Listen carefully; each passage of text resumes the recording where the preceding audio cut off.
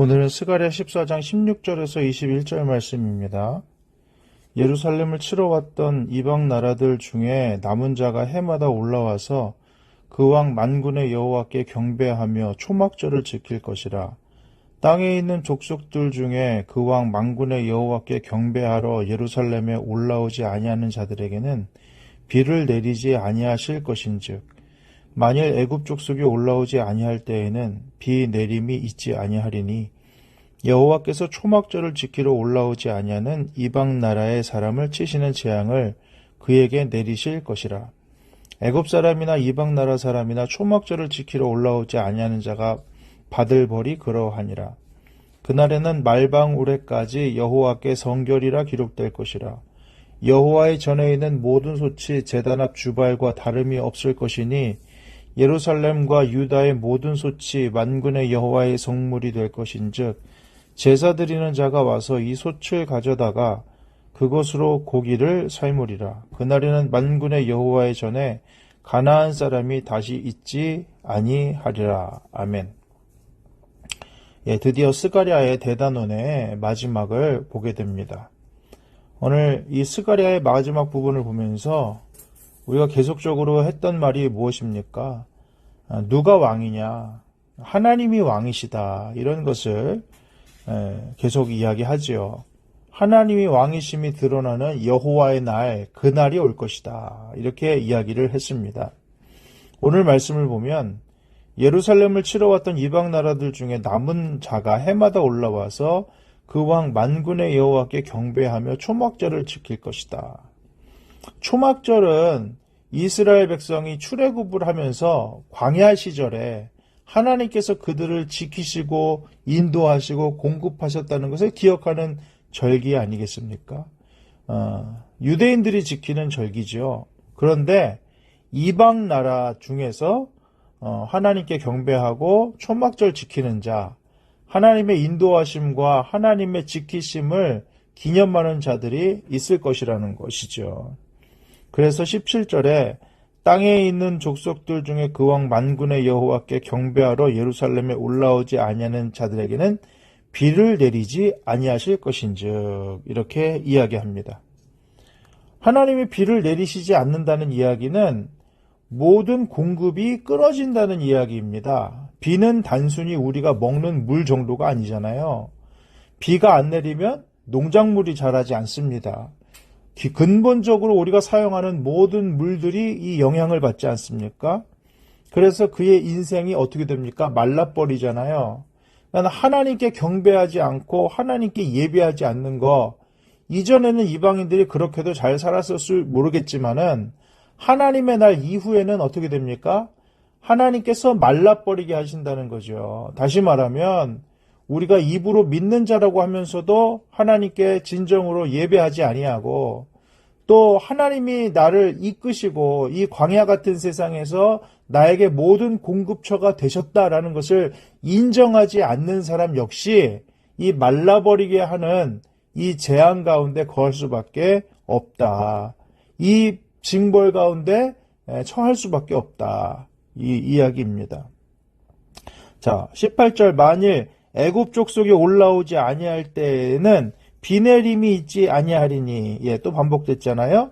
여호와께서 초막절을 지키러 올라오지 아니하는 이방 나라 사람을 치시는 재앙을 그에게 내리실 것이라. 지금 이야기가 반복되지요. 19절까지 반복이 됩니다. 애굽 사람이나 이방 나라 사람이나 초막절을 지키러 올라오지 아니하는 자가 받을 벌이 그러하니라. 그날 이후에 우리 주님께 만민이 모여서 예배하고 경배할 것입니다. 그런데 거기서 제외되는 사람, 하나님을 마음으로 모시고 하나님께 예배하는 삶을 살지 않는 사람에게는 말라버리는 징벌이 있다. 이게 굉장히 무섭죠? 믿는다고 하면서도 우리의 심령이 마르는 경우가 있는데 그 이유는 뭡니까? 내 예배가 온전치 못하기 때문이다. 이렇게 생각하시면 됩니다. 우리의 심령 안에 마르지 않는 샘 같은 은혜가 있기를 주님의 이름으로 축복합니다. 그리고 나서는 20절 이하의 후반부를 보면 그날에는 말방울에까지 여호와께 성결이라 기록될 것이다. 이렇게 말합니다. 여호와께 성결이라고 기록된 것은 제사장의 이마에 여호와께 성결이라고 써져 있는 패를 붙이게 됩니다. 금패를 붙이는데 가장 위대한 인간 중에서도 가장 거룩한 대제사장의 아주 대표격이라고 할 수 있는 가장 거룩한 부위 이마에다가 순금으로 만들어서 붙였는데요. 이게 그날엔 어떻게 됐답니까? 말방울이 뭡니까? 일반적인 백성들이 사용하는 그런 말의 방울이죠. 어떻게 보면 굉장히 세속적입니다. 심지어 말은 전쟁 때도 사용하는 물자입니다.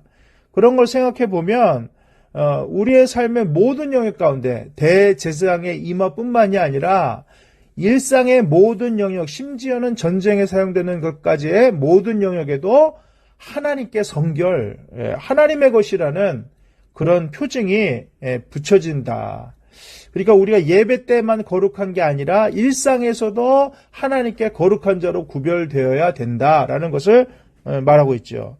그 뒷부분도 마찬가지입니다. 여호와의 전에 있는 모든 솥이 제단 앞 주발과 다름이 없을 것이니 예루살렘과 유다의 모든 솥이 만군의 여호와의 성물이 될 것인즉 제사 드리는 자가 와서 이 솥을 가져다가 그것으로 고기를 삶으리라. 그날에는 만군의 여호와의 전에 가나안 사람이 다시 있지 아니하리라. 일반적인 솥입니다. 그런데 그게 뭐랑 같대요? 제단 앞 주발과 같다는 겁니다.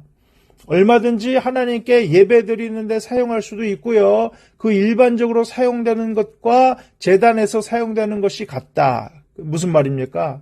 우리가 예배 드리는 그 자리에 있는 것이나 일상생활하는 그 자리에 있을 때 역시도 우리는 하나님 앞에 거룩한 자로 서야 된다라는 것이죠.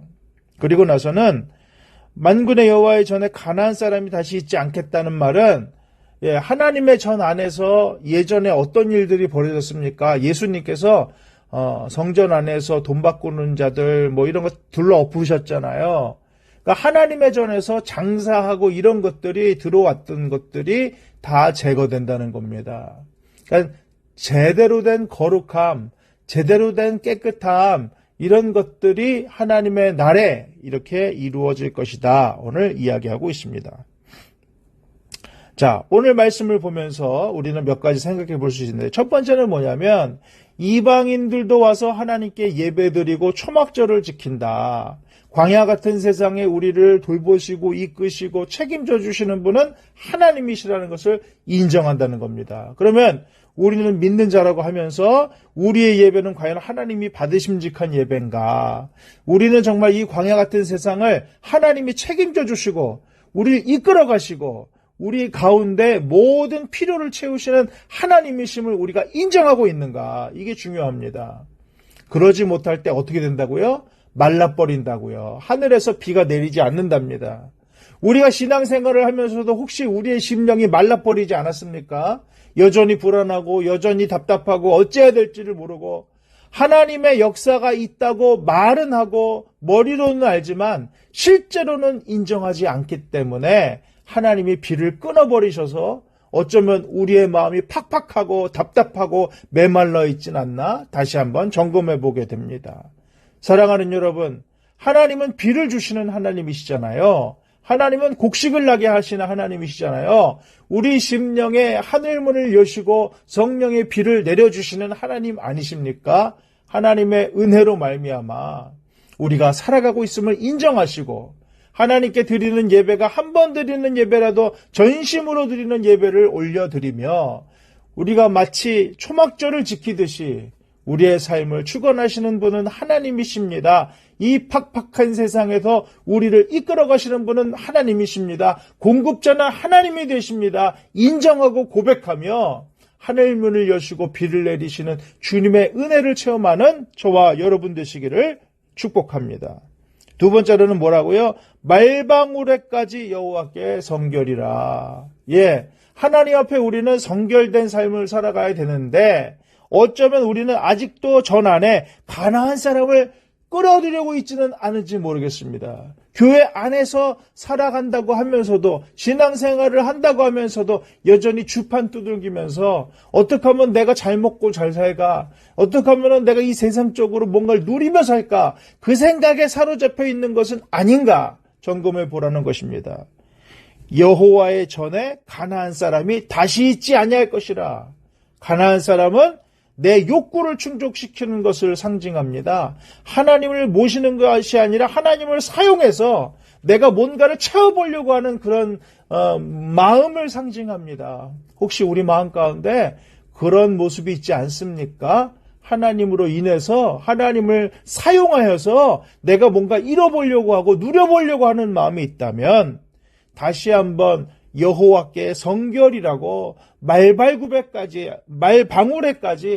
그렇게 새겨진 거, 우리 일상의 순간순간에도 하나님, 이것은 하나님의 것입니다. 하나님께 성결입니다. 하나님께 올려드립니다. 이렇게 고백하며 나아갈 때 하나님의 백성으로 마땅히 누릴 수 있는 은혜를 베풀어 주실 것입니다. 오늘 하루도 하나님 앞에 예배하는 자로, 성결한 자로 여호와께 성결이라는 마음을 가지고 그 여호와께 성결이 다른 곳이 아니라 우리의 삶의 일상 곳곳에 붙어있는 모습으로 살아가서 하나님께서 기뻐하시고 하나님께서 은혜 베푸시기를 즐거워하시는 우리의 삶이 될 수 있기를 주님의 이름으로 축복합니다. 아멘.